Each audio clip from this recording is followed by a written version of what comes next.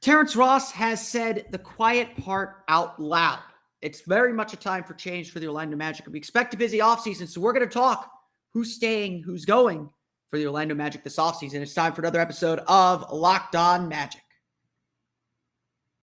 You are Locked On Magic, your daily Orlando Magic podcast, part of the Locked On Podcast Network, your team every day.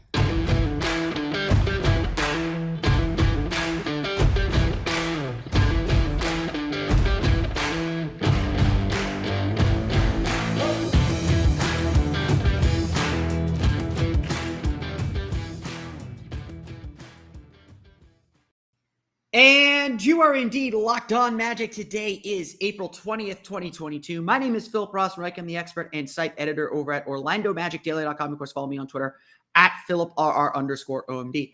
On today's episode of Locked On Magic, Terrence Ross makes it pretty clear that he's ready to move on from the Orlando Magic. We'll talk a little bit about what he said in his podcast appearance and what the Magic might actually do about it now that this information is out there publicly in the world. We'll also talk a little bit about who's staying and who's going and some of the big decisions the Magic face this offseason. Some of the players that are very much up in the air for Orlando. We'll talk about that coming up here in just a moment. But before we do that, we want to thank you for making Locked On Magic part of your day every day, no matter when you listen to us, whether it's first thing in the morning, whether it's right when we upload, whether it's on your way home from work, while you're working out, whenever, while you're at work, who cares? We truly appreciate you making Locked On Magic part of your day every day. Remember, the Locked On Podcast Network has great podcasts covering every team in the NBA. Just search for Locked On and the team you're looking for. The Locked On Podcast Network, it's your team every day. Wouldn't blame me for missing this if you didn't see it yesterday on Tuesday, because you probably just listened to our podcast and wait for us to cover it. So thanks for that. Terrence Ross went on a podcast. It was I'm blanking on the name real fast. I want to give proper credit where credit is due. He went on the Buckets podcast. They are on YouTube as well. And was asked about his future in Orlando. And the two guys hosting the show, a lot of good fan discussion on there. It's an 18-minute listen. It's not a terrible listen. So pretty much asked him, was this your last year in Orlando? And Terrence seemed to say, yes, this was my last year in Orlando. And I want to make sure I full quote, give it some context, because I don't think there's anything malicious here. Magic fans generally reacted positively to this. No one's blaming Terrence for wanting to go to greener pastures or to play for winning teams. I think most Magic fans want to see him play for a winning team. But Terrence Ross said, quote, "I'm 10 years in. Time is kind of going against me at this point. I don't want to stay in another rebuild. It's been great here. I've had fun. I've had my chances to be a part of something where it was me and a couple of other guys to take it as far as we could. We had some good runs. We had fun. But I think now I'm ready to transition to something else." That is about as clear a statement. I wouldn't call that a trade demand, but it's about as clear a statement that Terrence Ross understands that it's time for both parties to split. Good business in this league, especially, is understanding when that point has come and sometimes doing a favor to a player when the time calls for it, to be perfectly frank. Everything I've heard about Jeff Weltman and his staff and the way that he operates is he's very player focused. He's very player friendly. When he tells a player he's going to do something, he's going to do it. And so, I don't know if those conversations have been had. I don't know what conversations Weltman's had with Ross, but Ross has always been a bit of the odd man out with this young team. This is a young rebuilding roster. This is a young roster that's very clearly looking ahead to something else and very clearly transitioning away from the 2019 team that Ross was such a critical part of. It is no surprise that the Magic would be looking to trade Terrence Ross. Now, Terrence Ross will be looking for a way out or looking for a way to get to a contending team or team that could better use his talents than maybe this Magic team could. My hair is all over the place for some reason today. It's no surprise that this is what's going to happen. And I think, honestly, both sides would probably say that, yes, it is time to move on. Everything in this league has an expiration date. When stuff gets stale, it gets stale. And the best way to kind of solve that, to resolve those issues, is to make a deal. No doubt about it, the Magic were shopping Terrence Ross pretty hard at the trade deadline. They were looking for a first-round pick, which might have been a little bit of a high asking price. But I don't think it's irrational or unreasonable to ask that, even with the struggles that Ross had this year. Everyone knows what Ross is capable of. Everyone knows what Ross can do. And everyone knows the limitations of the lineups that Ross was playing in with this young group. This is not a roster that fits Terrence Ross. There are not guys making on-time, on-target passes. They're not guys necessarily giving him the space that he needs. He absorbed a lot of defensive attention. It wasn't a good year for Terrence Ross, and Ross certainly has fallen off a little bit. We'll get into those numbers here in a bit.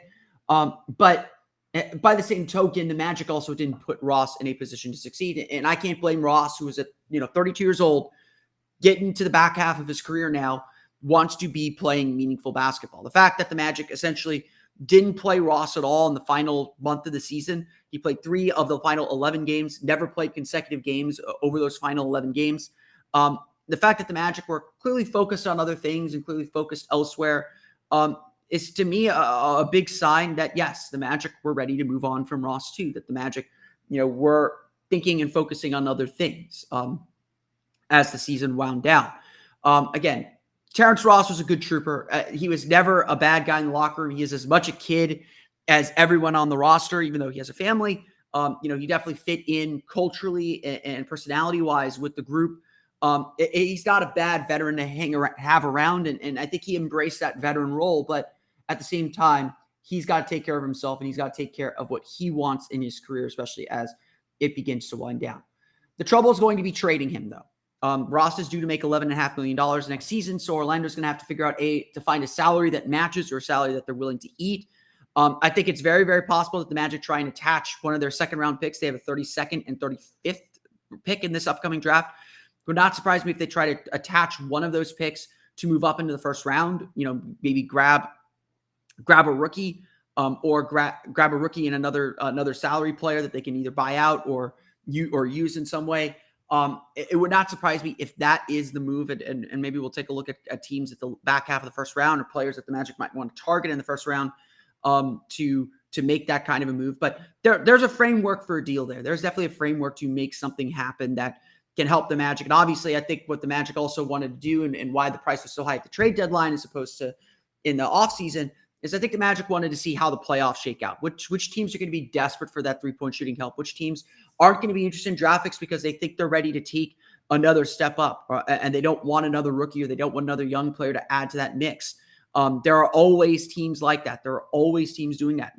There's a lot of thought. I saw one draft writer say, I think it was Rafael Barlow, say that, picks 15 through 35 are pretty similar, pretty much the same. So there might be a lot of movement around in the draft so teams can make sure they get the guys that they want instead of kind of leaving it up to chance that guy isn't available when it's their turn to pick. So, I don't think the Magic were dumb holding on to Ross at the trade deadline.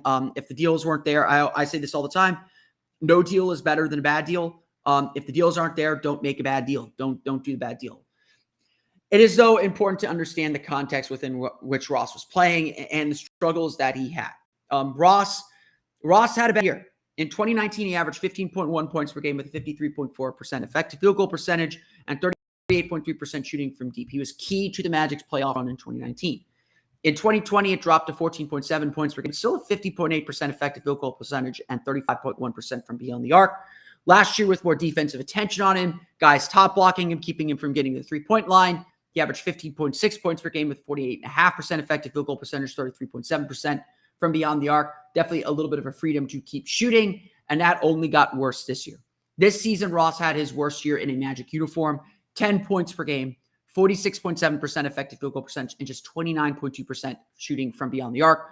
Those two are the worst shooting percentages of his career. It was a down year for Terrence Ross, but like I said, a lot of that had to do with the bad lineups that he was in, that he was playing with coming off the bench. A lot of that had to do with the defensive attention that he was getting, the lack of precise passes, the lack of just precise offensive execution. It was not a strong year for Terrence Ross by any stretch of the imagination, and it certainly does feel like this is a good time to move forward. Obviously, the Magic are beginning to go into a new phase. They're going to want to get players that better fit what they're imagining instead of inheriting players that do that. And certainly Ross has kind of reached the end. It's not likely that Ross would re-sign with the team in the offseason. And so I think it's definitely time to move Ross. And I would say something's probably gone terribly wrong if Terrence Ross is still on the roster next year. So, again, there's no hard feelings. All the reaction when I posted the interview clip on my socials, all the reaction from Magic fans has been largely positive. Everyone wants to see Terrence Ross succeed. He's one of the most popular players on the Magic among fans. I don't see that changing. I think Magic fans are happy are completely understanding of Ross's position here and want to see him move forward. We'll talk about some of the other big free agent decisions and some of the other and what's going to happen with some of these players, who's staying and who's going, coming up here in just a moment. But first, a quick word from our pals at Shady Rays. Shady Rays is an independent sunglasses company that gives you the features of $200 sunglasses for a fraction of the price. That means polarized lenses, well-constructed durable frames, and premium high-end finishes. Also, something you won't find anywhere else is Shady Rays' insane protection program. Shady Rays includes lost and broken protection on every pair. They will send you a brand new pair if you lose them, no matter what happened. Give them a try, and if you don't love them, you will pay nothing. It's as simple as that. Plus, 10 meals are donated to fight hunger in America when you shop with Shady Rays. Exclusively for our listeners, head to shadyrays.com and use code LOCKEDON to get 50% off 2 or more pairs of polarized sunglasses. That's code LOCKEDON for their best deal of the season. 50% off 2 or more pairs of Shady Rays sunglasses, backed by more than 150,000 verified 5-star reviews. Check it out today at Shady Rays. We want to thank you for making Locked On Magic part of your day every day. For your next listen, check out the Locked On Now podcast, nightly recaps of every NBA game with analysis from our local experts. It's free and available wherever you get podcasts. So obviously, this Magic team has a lot of free agent decisions ahead of it. This is going to be a ridiculously interesting offseason because the Magic have so much money to spend. It's kind of their first summer in a rebuild. They don't, obviously the draft pick might have a big factor in what players are suddenly open to them and who's excited to come try this out and see what this is. Again, I will continue to argue that Jeff Weltman has done a really good job sharing and selling his vision to veteran players. As much as the Al-Farouq Aminu signing was a bad signing, in that it didn't work out the way the Magic needed it to, and probably cost them both playoff positioning in 2020, as well as a chance to stay in the playoff hunt in 2021. It was not the right player to target. I will say it's a good sign that Jeff Weltman was able to convince a starter on a Western Conference finalist team to come off the bench in Orlando. The fact that the Magic got Robin Lopez to come in and chill out for the year, as much as Robin Lopez was probably looking for a chance to chill out anyway. The fact that he got him to chill out for the year, I think, is a good sign that he can get veterans to buy in. And obviously, I think that's the biggest free agent need that the Magic have this offseason is just a veteran who's going to buy into the system and buy into what they're doing. Very clearly, it's not that Terrence Ross isn't bought into what the Magic are trying to do, that his individual goals are elsewhere. He's thinking about doing something else. And so in that sense, Terrence Ross is no longer the right veteran. It's not that he's not invested. It's not that he doesn't care about these guys. It's not that he doesn't even care about the Magic. It's that he has individual goals. So just think about your work life. Sometimes you got to think of NBA players as workers too. They have individual goals they want to accomplish. They want promotions. They want X, Y, Z. You have unhappy workers. You have an unhappy team. You have an unproductive team. It's like that in any workplace. So again, no shame for Terrence Ross looking out for himself. No shame for Terrence Ross saying, I want this. I want to play in the playoffs. I want to be on a championship level team. No shame. You make sacrifices to get there. Obviously, some of it might be financial, but Ross added that if it was a contract before, he might be willing to stay. He probably would be willing to stay and try this out and see this rebuild through. But he knows he's getting up in an age where time is running out for him, so he wants to make the most of these years that he has left in the NBA. So we'll see where he ends up. Having said that, then finding a key veteran is going to be a big part of the Magic's offseason. And I would sit here and say that Gary Harris is that right veteran. He's a guy that everyone on the team likes. He's young still. He really did a good job reclaiming himself this season. I thought he played fantastic. Still a solid defender, a fantastic three-point shooter, something the Magic desperately need. He was really good all season long when he was able to play. The Magic were able to kind of plug and play him in different roles throughout the course of the season. I would love to see Gary Harris stay. And even just kind of listening to Gary Harris talk, obviously his goal this year was to get healthy, was to prove that he was healthy again. And he did that. The injury that kept him out toward the end of the season was probably not an injury, was probably more the team not wanting a veteran who's going to make the team better at play out there. Let's not pretend that is what it isn't. But Harris, to me, was the perfect veteran for this team. And I thought he was really invested and really, really into what this team was doing. And, I know there are Magic fans that feel this way too. I would not be opposed to bringing him back. I would not be opposed to a 3-year overpay deal to bring him back, and front loading that overpay. So you spend your cap room this season on Gary Harris, as that veteran you bring in. Ultimately, whether Harris comes back or not is up to Gary Harris. If Gary Harris wants to be part of this, if he wants to be a part of this rebuild, he wants a role coming off the bench, then that's what then there's a deal. Then they'll make a deal. They'll make it happen. Again, it'll just come down to money. It'll just come down to the amount. I've been kind of tooling around. I haven't gotten exact numbers, but I would say if the Magic give him like 18, 19, $20 million in that first year and decline it from there, that on a 3-year deal, that's probably where I would strike. You pay a premium to keep a good player if you're a team like the Magic. So, again, money's not really an object. You just want chess pieces you can move around for that big trade that's down the road, or you hope that's down the road. And maintaining a high salary player like Gary Harris would certainly help in that pursuit. Harris was really solid all year. So I don't think it's crazy to bring him back. I don't think it's a bad decision to bring him back. I don't think that you're making a mistake doing it. But obviously, this is a big decision. Much like Terrence Ross, if Gary Harris wants to play for a title contending team, if he wants to be part of a better team, the Magic aren't going to be able to give him that. And that ultimately is a choice that's with Gary Harris. The Magic will probably have the money advantage. They'll probably be able to offer the most money. Every other team in the league might only be able to offer him the mid-level exception. But at Orlando, I think we'll be able to go above that. Maybe they don't need to pay 18, 19, $20 million. Maybe they could get away paying 15, 16, 17 on a 3-year deal in that first year just to keep him. It's certainly a possibility for the Magic. But Harris had a fantastic year. 11.1 points per game, the most he's had since 2019. 53.9% effective field goal percentage. His best effective field goal percentage since 2018. And 38.4% shooting from beyond the arc, his best as well since that vaunted 2018 season when he scored 17.5 points per game.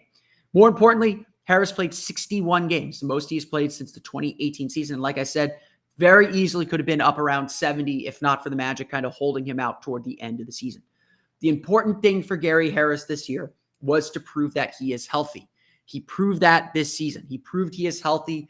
He proved that he can make it through an entire season. It seemed like he really put the issues that he had late last season to bed, kind of put those away. He really responded well this season and was a key part of the Magic. He took a lot of threes, of course, 5 3-point attempts per game, but he was pretty efficient on them. And when the Magic were able to get him in the corner, he was a big part of what the Magic were doing, and he was able to win a few games for them. I'm not against bringing Gary Harris back. Honestly, if I'm the Magic, that would be my number one priority. Let's bring Gary Harris back. Let's take care of him. Show the league that we'll take care of our guys, guys that play well, that commit to us. We will take care of them. I don't even care if it's a little bit of an overpay at this point. That's kind of the cost of doing business when you're a team at the bottom of the standings. But you need quality veterans, and the first thing the Magic have to do is keep and maintain a quality veteran, and that's why I think Gary Harris is such an important player and such an important guy to keep around. The big free agent question, though, is the guy that we're saving for last. And you know who it is. It's Mo Bamba. We'll talk a little bit about what lies in store for Mo Bamba coming up here in just a moment. But first, everyone gets those 3 p.m., 4 p.m. doldrums. It's not quite dinner time. It's not quite the end of the day, but you just drained of energy. You just don't have the energy to keep going, to keep moving forward. That's why you should have a Built Bar handy. I usually bring one with me to work, have it ready when I need a snack, when I need a little pick-me-up, because the vending machine is calling, but those candies, as much as you want the chocolate, the candies are not good for you. You know it. I know it. Everyone knows it. So give Built Bar a try. Built Bar is the protein bar that tastes like a candy bar. All of the bars are covered in 1% real chocolate. They're low calorie, high protein. You can go to Built.com, check out the macros. You'll be blown away. Most Built Bars contain 130 calories, 4 grams of sugar, 4 net carbs, and 17 grams of protein. Come in great flavors like mint brownie, coconut almond, and there are new flavors coming out all the time. I can tell you, I've tried many flavors I typically wouldn't think were good for a protein bar, and they taste exactly what they say on the packaging, which is usually not the case with protein bars in my experience. Go to Built.com and use promo code LOCK15 and get 15% off your order. Again, use promo code LOCK15 for 15% off at Built.com. Obviously, the big question that everyone has for this offseason for the Orlando Magic, and probably the biggest, most consequential and risky decision this team has as far as who they bring in, who they let go, is Mo Bamba. Mo Bamba is getting set to enter restricted free agency. The Magic will have a big say in what happens. They'll be able to match any offer as long as they keep that qualifying offer open. They'll be able to match any offer that Mo Bamba receives. The question is, who's going to spend the money? Who has the money to spend on him? And how much are the Magic going to pay for him, or how much the Magic willing to pay, and how long are they willing to commit, probably more importantly, to Mo Bamba this offseason? Look, a big thing for Mo Bamba was just time. He dealt with injuries early in his career. Obviously, rookies are terrible, especially rookie bigs. You don't want to lose too much patience with rookie bigs who show some potential. And you got to give Bamba credit. He shows a ton of potential. This year, he averaged career highs of 10.6 points per game, 1.7 blocks per game, 8.1 rebounds per game, while shooting a 56.6% effective field goal percentage and 38.1% from beyond the arc on 4 3-point attempts per game, a little bit less than half of his field goal attempts. Bamba is great at spreading the floor. He's a great shooter. He's shown great shot blocking ability. Obviously, with that length, it's impossible not to, but he has proved to be a solid shot blocker, someone who can control the paint, someone who can be a rim protector, something this Magic team has obviously been hunting for ever since Dwight Howard left 10 years ago. But there's still a lot of questions about Mo. He did play 71 games this year, the most in his career as well. Started 69 of them. So a big part of Bamba's jump in stats was he was playing a lot more, 25.7 minutes per game. So playing more helps a ton for sure. But the question is still, what more can Bamba be? Now, obviously, he's not done growing. He's going to get better. If someone gives him the opportunity, he's going to get better. But when you get to the end of your rookie contract, it's less about potential and more about what have you done? What can you do? And obviously, the Magic are going to be experiencing some lineup shifts and lineup changes. Wendell Carter is probably firmly entrenched somewhere in the starting lineup. If the Magic draft a Chet Holmgren, Mo Bamba seems pretty superfluous to me. If the Magic draft Paolo Banchero, well, then they have a forward to play next to Wendell Carter. If they draft Jabari Smith, they have a forward to play next to Wendell Carter. They have Jonathan Isaac waiting in the wings. I think there's a very fair question that the Magic are going to ask themselves is, if we re-sign Mo Bamba, where is he going to play? It almost feels a little bit like a luxury than a need right now. By the same token, though, the Magic do need a backup center. And so the question is, can Mo Bamba still develop in the way that he was developing this year as a backup center in the context of this team? Or does he need to be starting to kind of keep these gains that he's made? Those are real questions. And those are real questions that Bamba and his camp are going to have to answer. Those are real questions that Jeff Weltman's going to have to answer as they navigate this offseason, as they navigate restricted free agency. Because again, the Magic have the right to match. So they can say, go out and get an offer sheet.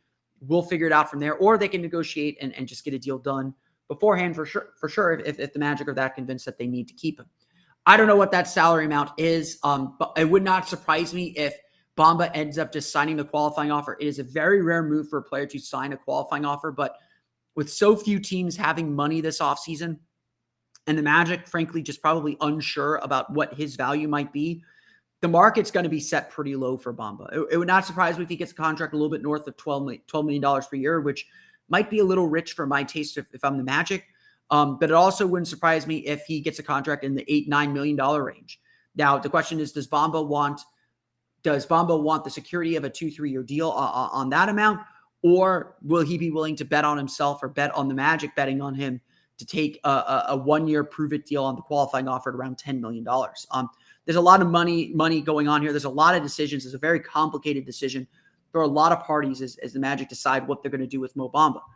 I'm very, very 50-50 on Mo Bamba. I'm not going to lie about that. I think Mo made great strides this year. If he had gotten this kind of playing time earlier in his career, if he'd been on a team with this kind of context from the start, I think he would have made huge leaps The fact that the Magic became a playoff team his rookie year was probably the worst thing that could have happened for him because he wasn't ready to contribute and wasn't ready to play. It's not that Steve Clifford hated. It's not necessarily that Steve Clifford hated him. It's Steve Clifford couldn't use him. Steve Clifford couldn't trust him because he's a rookie who makes mistakes. He was slowed down by really debilitating injuries. That leg injury was a big one, a really big one for big man, especially a young big man who needs experience. His issues with COVID were huge, keeping him from making major gains in the offseason and putting him behind in his second season. Last year he got some opportunity, but just wasn't the right fit. And obviously just wasn't the perfect fit for this team and for this group. Bamba, I'm not saying that Bamba was necessarily the wrong pick back when the Magic drafted him. I think he was one of the top guys on the board. It wasn't irrational to take him, but the context of the team changed very, very quickly for him. I do think his development goes differently if A, the Magic don't make the playoffs in 2019, or B, he gets drafted to a pure rebuilding outfit. If Oklahoma City drafts him instead of Orlando, I think he develops very, very differently than he developed over the last 4 years. But the reality is he developed the way he's developed over the last 4 years. And there's been enough there to say, okay, there might be something to invest in. There might be something to further develop. Now you got to put a dollar amount on it. And that's the difficult part. That's the tricky part. And that's the part that I can't answer because I still think there are a lot of things Bamba needs to improve on. His defensive awareness, his ability to react quickly, to make plays is still a big factor. He's still not looking and seeking out contact. I don't care if he doesn't have a low post game, but he's got to be willing to bang bodies. He pops too much and isn't much of a role threat. And that's such a big thing for bigs in this league right now is you got to be a little bit of a role threat. You got to be willing to crash the paint and cause a defense to collapse around you. And that's just not something Bamba does. Wendell Carter does that well. Wendell Carter, not afraid to take a hit, not afraid to take a bump. And that's such a big difference for these guys right now and for this team right now. Again, I would not be upset. I'm about 50-50, probably leaning toward letting him walk. But I'm about 50-50 on whether to bring Bamba back. I think this is probably the most difficult and consequential decision the Magic make among their free agents. Whether Gary Harris resigns or not, who cares? Like, we know what Gary Harris is. We know what value Gary Harris will have. So even if the Magic do overpay to resign him, he'll have a market because he's a really good player.